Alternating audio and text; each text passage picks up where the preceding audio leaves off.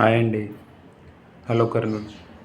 So ఈరోజు మనం topic వచ్చేసి ఒక కంపెనీలో ఎన్ని రోజులు పనిచేయాలి, ఎన్ని రోజులు పనిచేస్తే మంచిది, ఓకే, అండ్ స్కిల్స్ గురించి, తర్వాత కంపెనీ గురించి, తర్వాత అక్కడ పనిచేసే వర్క్ ఎన్విరాన్మెంట్, మనుషులు ఎలా ఉంటారు, ఓకే. సో వీటి గురించి చిన్న అవేర్నెస్ ఇద్దామనే ఉద్దేశంతో ఈ వీడియో చేస్తున్నాను,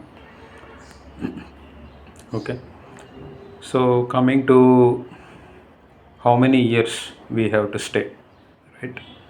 సో ఇది యాక్చువల్గా మీరు ఏ స్టేజ్ ఆఫ్ కెరీర్లో ఉన్నారో దాన్ని బట్టి డిసైడ్ అవుతుంది. ఫర్ ఎగ్జాంపుల్ నేను స్టార్టింగ్ నుంచి వస్తాను, ఓకే. లైక్ ఎంట్రీ లెవెల్, మీకు ఒక స్కిల్ ఉంది, తర్వాత మీరు ఒక జాబ్ తెచ్చుకున్నారు, మీరు జాయిన్ అయ్యారు, ఓకే. జాయిన్ అయిన తర్వాత ఓకే, సో అక్కడ ఎన్ని రోజులు పని చేయాలి అంటే మీకు స్టార్టింగ్లో ఊరికే ఓన్లీ బేసిక్ స్కిల్స్తో జాయిన్ అయి ఉంటారు, ఎక్స్పీరియన్స్ అయితే ఏముండదు. అంటే that is a learning period of the work, not of the skills. ఎందుకంటే మీకు ఆల్రెడీ స్కిల్స్ తీసుకుని ఉంటారు, తర్వాత వాటి ద్వారానే మనకు జాబ్ వచ్చి ఉంటుంది, రైట్. ఆ తర్వాత మనం జాయిన్ అయి ఉంటాం. సో జాయిన్ అయిన తర్వాత ఏముంటుంది, వర్క్ అసైన్ అయితే అవుతుంది, లేకపోతే లేదు.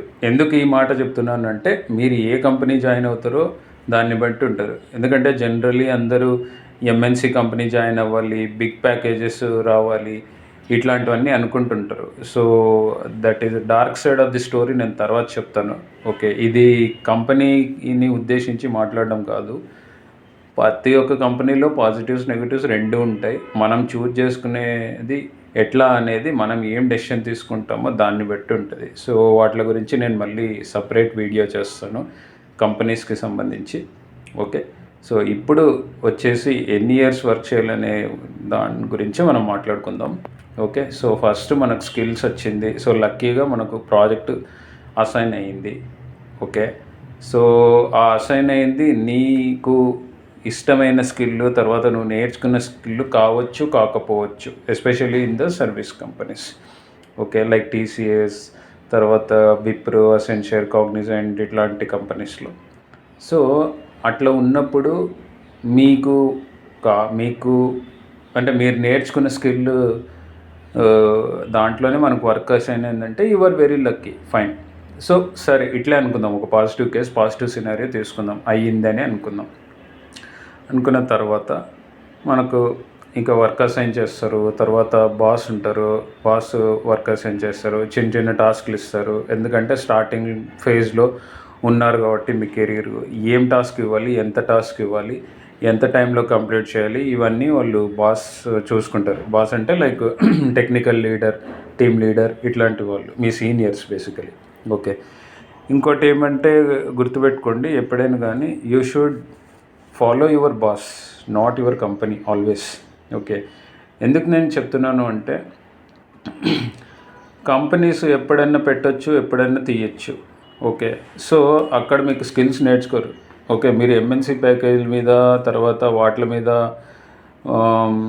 వ్యామోహం ఎక్కువ పెట్టుకుని జాయిన్ అవ్వాలి ఉంటుంది, లాంగ్ టర్మ్ కెరీర్ ఉంటుంది, తర్వాత పర్మనెంట్ కెరీర్ ఉంటుంది, ఇట్లాంటివన్నీ మైండ్లో పెట్టుకోవద్దండి స్టార్టింగ్లో. ఎందుకంటే స్టార్టింగ్ స్టేజ్లో వచ్చేసి వర్క్ నేర్చుకోవడం చాలా ఇంపార్టెంట్. ఏం జరిగినా సరే, జాబ్ ఉన్నా జాబ్ పోయినా, ఎందుకంటే వేరే మార్కెట్ కండిషన్స్ ప్రకారం వర్క్ చేస్తాయి ఈ సర్వీస్ కంపెనీస్ అనేటివి, ఓకే. సో అందుకనే వీళ్ళు వచ్చేసి ఎప్పుడైనా పెట్టుకోవచ్చు, ఎప్పుడైనా తీసేయచ్చు. అందుకనే you should follow your boss and make sure that you are learning at the maximum possible from your boss. Observe చేయండి, అనలైజ్ చేయండి, నేర్చుకోండి, ప్రాక్టీస్ చేయండి, వర్క్ చేయండి, ఎఫర్ట్ పెట్టండి, ఓకే. సో మీ ఫోకస్ మొత్తం అంతా లెర్నింగ్లోనే ఉండాలి. ప్యాకేజ్ ఏదో వస్తూ ఉంటుంది సంథింగ్, ఓకే, మంత్లీ ఇంత అని చెప్పేసి ఏదో వస్తుంటుంది, బట్ మన ఫోకస్ వచ్చేసి నెక్స్ట్ కంపెనీ షిఫ్ట్ అవ్వాలి, 2 నెలలే 3 నెలలే ఉండాలి, 6 మంత్సే వర్క్ చేయాలి, 1 ఇయరే వర్క్ చేయాలి, ఇట్లాంటి మైండ్లో పెట్టుకోవద్దండి ప్లీజ్, దయచేసి. ఎందుకంటే వెరీ స్ట్రాంగ్ రీజన్ నేను ఏం చెప్తున్నానంటే, నెక్స్ట్ కంపెనీ వాళ్ళు చూసేటప్పుడు ఓకే ఈ అబ్బాయికి స్టెబిలిటీ ఉందా, జాబ్ స్టెబిలిటీ ఉందా, అంటే నిలదొక్కుకోగలడా లేదా, 2 ఇయర్స్ 3 ఇయర్స్ కావచ్చు, 4 ఇయర్స్ కావచ్చు, ఇలాంటివి నెక్స్ట్ కంపెనీస్లో చూస్తారు. సో నెక్స్ట్ కంపెనీస్లో చూసేటప్పుడు మనం ఒక స్టెబిలిటీ తీసుకుని వెళ్ళాలి. ఎగ్జాంపుల్ ఇప్పుడు నా కేసు తీసుకోండి, నేను ఫస్ట్ కంపెనీ వచ్చేసి ఇన్ఫోసిస్ జాయిన్ అయినా, తర్వాత ఎల్ఎన్టీ జాయిన్ అయినా. సో ఇన్ఫోసిస్లో వచ్చేసి దాదాపు 5 years ఉన్నాను నేను. సో 5 years ఉన్నానంటే స్టెబిలిటీ ఉందన్నమాట. అందుకనే మ్యాక్సిమం తీసుకోవడానికే ట్రై చేస్తారు. ఓకే, నెక్స్ట్ కంపెనీలో నాకు బికాజ్ ఆఫ్ స్టెబిలిటీనే నాకు జాబ్ వచ్చింది, నెక్స్ట్ కంపెనీలో జాబ్ వచ్చింది, which is LnT. Okay, so ఇది మాత్రం గుర్తుపెట్టుకోండి. అంటే దాదాపు ఒక minimum 2 years, 2.5 years to maximum 3 years, దాని తర్వాతే మీరు డెసిషన్ తీసుకోవాలి కంపెనీ షిఫ్ట్ అవ్వడానికి. ప్యాకేజెస్ ఎట్లా ఇంక్రిమెంటెడ్ ప్యాకేజెస్ వస్తాయి.